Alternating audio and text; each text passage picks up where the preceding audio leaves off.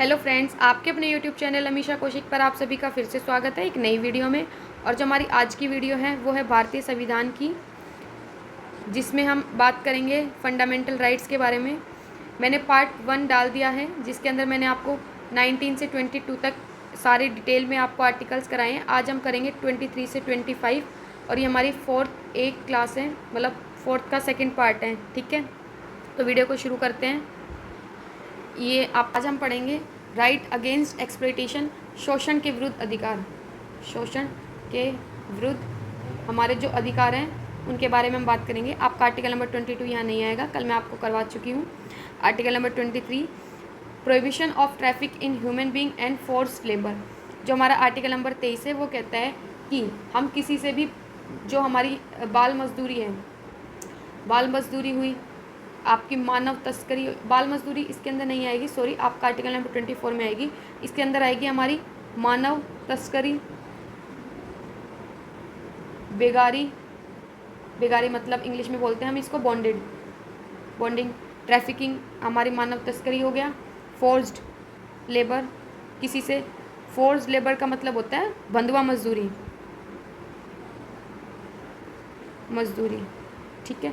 तो article number 23 कहता है कि अगर आपकी मतलब कोई मानव तस्करी करता है या बंधुआ मजदूरी करवाता है या बेगारी करवाता है, तो उस केस में आपके पास पूरा अधिकार है कि आप अपने खिलाफ लड़ाई लड़ सकते हो। लड़ाई इन द सेंस कि आप केस कर सकते हो कि मेरे साथ बंधुआ मजदूरी करवाई गई है या मेरे साथ मतलब मानव तस्करी करी जा रही है, तो उस केस में आपके पास पूरा अधिकार होता है, जो कि हमारे को आर्टिकल नंबर 23 देता है। ठीक है, नेक्स्ट चले आर्टिकल नंबर 24।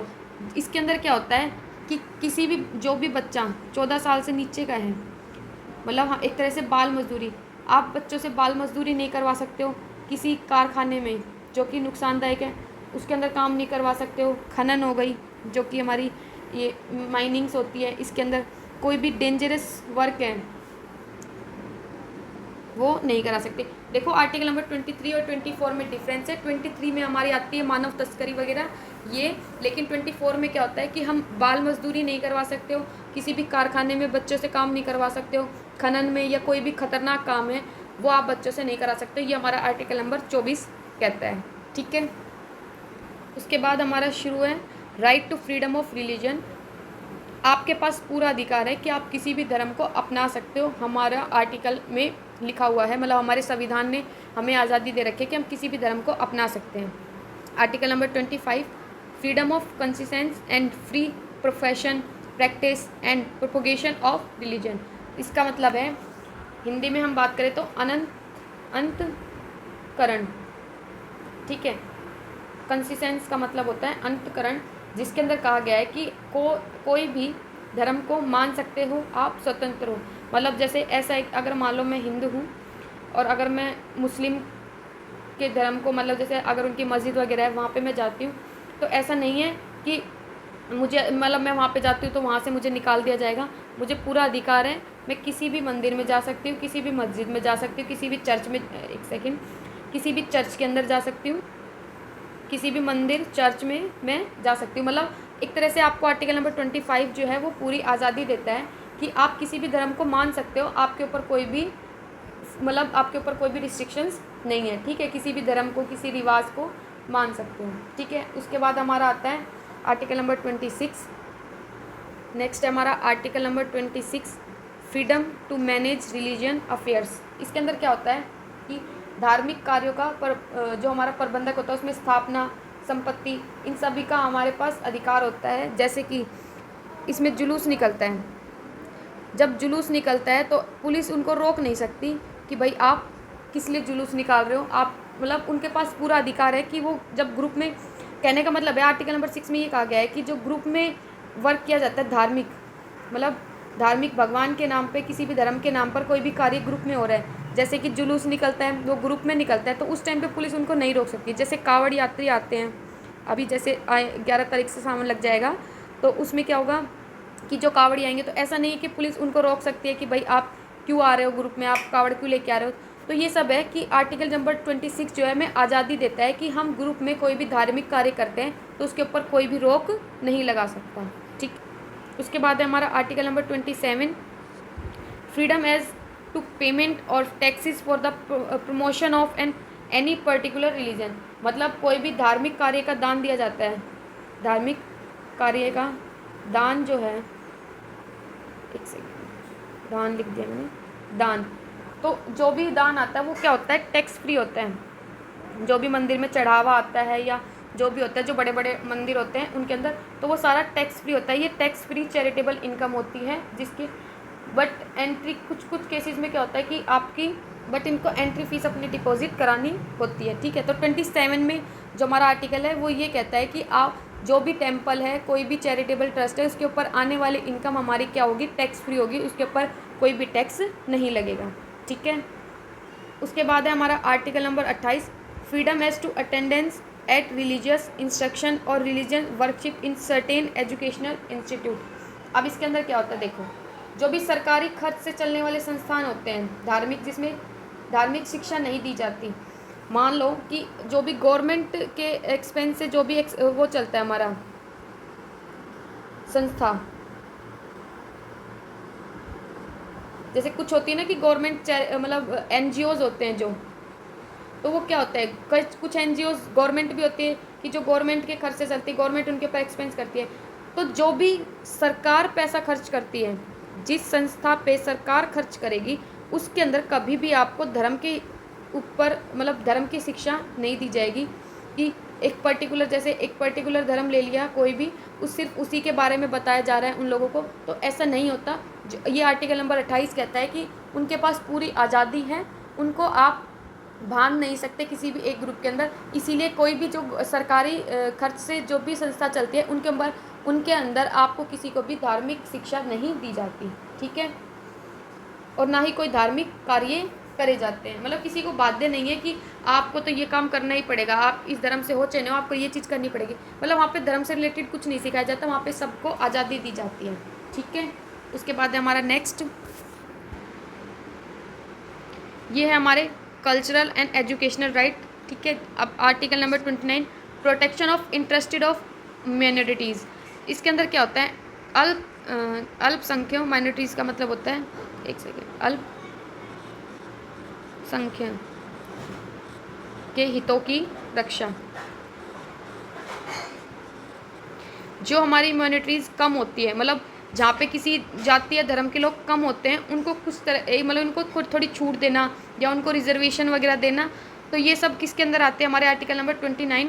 ये इसलिए किया जाता है ताकि उन लोगों को भी समानता मिलती रहे, समानता इन द सेंस मतलब उन लोगों को भी अधिकार हैं, उन लोगों के हितों की रक्षा की जाती है। मान लो कोई कम्युनिटी कम हो गई तो वहाँ के लोग तो उनको भगा देंगे या मार ही देंगे, तो इसलिए आर्टिकल नंबर 29 को बनाया गया है कि अगर कहीं पे कोई भी कम्युनिटी कम है तो उसके हितों की रक्षा की जाएगी। ठीक है, उनको छूट देना या फिर उनको कोई रिजर्वेशन वगैरह दे देना, ये सब। संस्कृत भाषा, धर्म, लिपि, जाति के आधार पर रोक संस्था से वंचित नहीं कर सकते।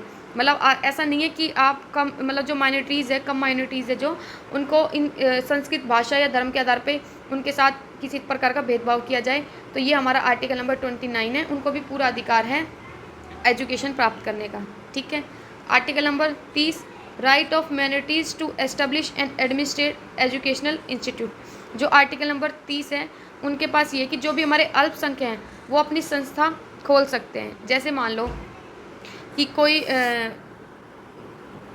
एग्ज़ाम्पल लेते हैं, जैसे जैन धर्म के जो लोग होते हैं, कुछ जो जैन धर्म के होते हैं, उनके अंदर आपने देखा होगा कि जो हमारे जिनको हम नगन बाबा बोलते हैं वो होते हैं। तो एक मान लो कि आप कोई ऐसी जगह है जहाँ पे जो जैनी लोग हैं उनकी जो वो है कम है, वहाँ मतलब कम है वहाँ पे जो जैनी लोग हैं, तो क्या होता है कि अगर वो बच्चा स्कूल में पढ़ने आ रहा है तो उसने अपने कपड़े नहीं डाले हुए हैं, तो उस केस में क्या होगा कि उसको आर्टिकल 29 के तहत राइट तो मिल गया कि वो किसी भी संस्था में जाके पढ़ सकता है, उसके पास पूरा अधिकार है, लेकिन उसको खुद को तो अनकंफर्टेबल फील हो रहा है। चलो हमें मतलब अगर आर्टिकल की हम बात करें, अगर आर्टिकल 29 के तहत तो उसको एडमिशन मिल जाएगा, लेकिन उसको खुद भी तो अनकंफर्टेबल फील होगा।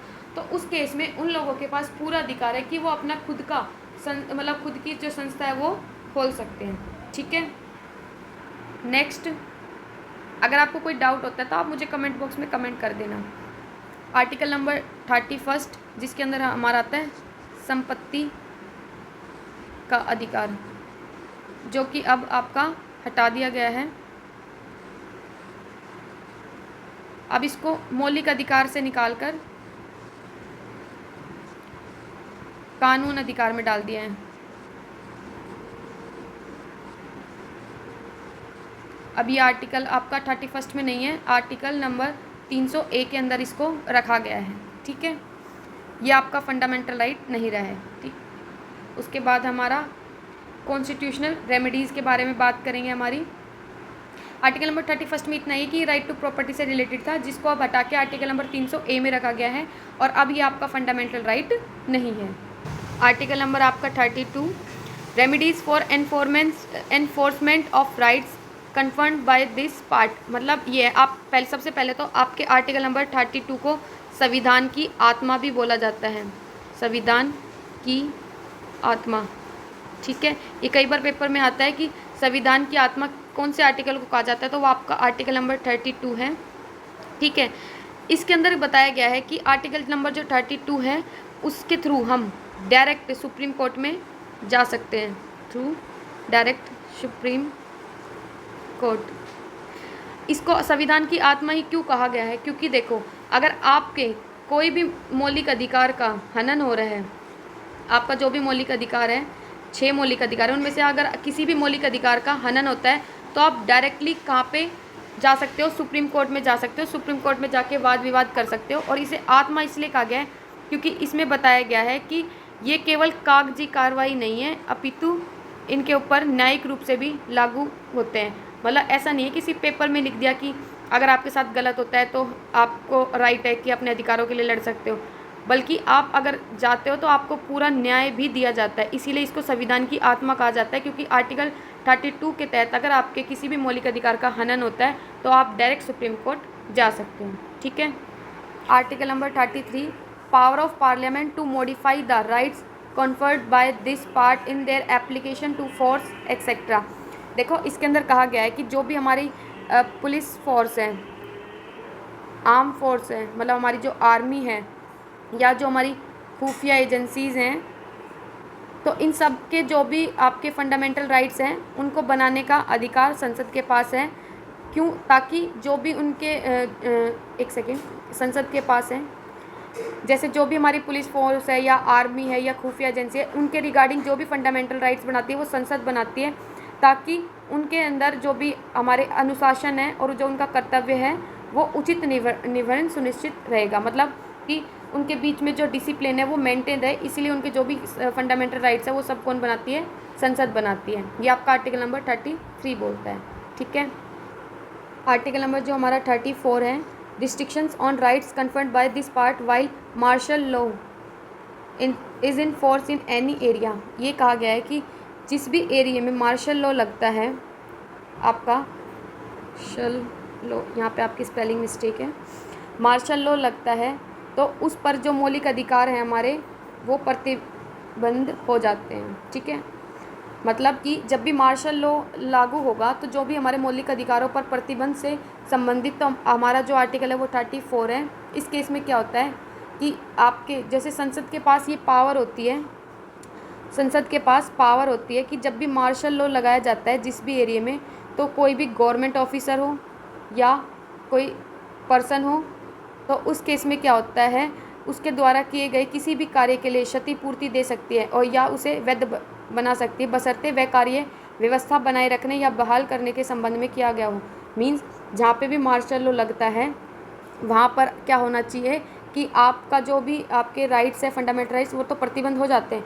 तो उस केस में आपका जो भी नुकसान होता है जहाँ पे मार्शल लॉ लगा है, तो आप उसके लिए न्यायालय जा सकते हैं। ठीक है, यह आपका आर्टिकल नंबर 34 बोलता है। अब आता है आपका आर्टिकल नंबर 35, जो कि आपका फंडामेंटल राइट्स, मौलिक अधिकारों का लास्ट आर्टिकल है। जो हमारा आर्टिकल नंबर 35 है, ये क्या करता है? It provides that only the parliament of India shall have the power to make laws related to fundamental rights. जो हमारा आर्टिकल नंबर 35 है उसके पास पावर, मतलब पार्लियामेंट ऑफ इंडिया है, उसके पास पावर है कि वो क्या कर सकती है कि जो भी हमारे फंडामेंटल हैं उनसे रिलेटेड जो भी लॉज हैं वो बना सकती है आर्टिकल नंबर 35 के तहत। ठीक है। 34 में क्या था कि जो भी आपका मार्शल लॉ लगने पे नुकसान होता है उसका लिए आप न्यायालय जा सकते हो कि आपने बस आपका जो तरीका हो वो सही रहा हो। आर्टिकल नंबर 35 की जो भी पार्लियामेंट है आपकी, उसके पास पावर होती है कि आपके फंडामेंटल राइट से रिलेटेड वो कानून बना सकती हैं। ठीक है। तो ये थे आपके 35 आपके फंडामेंटल राइट्स कंप्लीट हो चुके हैं। मैंने इनको 2 वीडियो में डिवाइड किया है क्योंकि अगर एक ही वीडियो बनाती तो वीडियो आपकी काफ़ी लंबी चली जाती। तो आज की वीडियो में इतना ही। अगर आपकी कोई क्वेरी रहती है तो आप मुझे कमेंट बॉक्स में कमेंट कर सकते हो। तो थैंक यू वीडियो में बने रहने के लिए।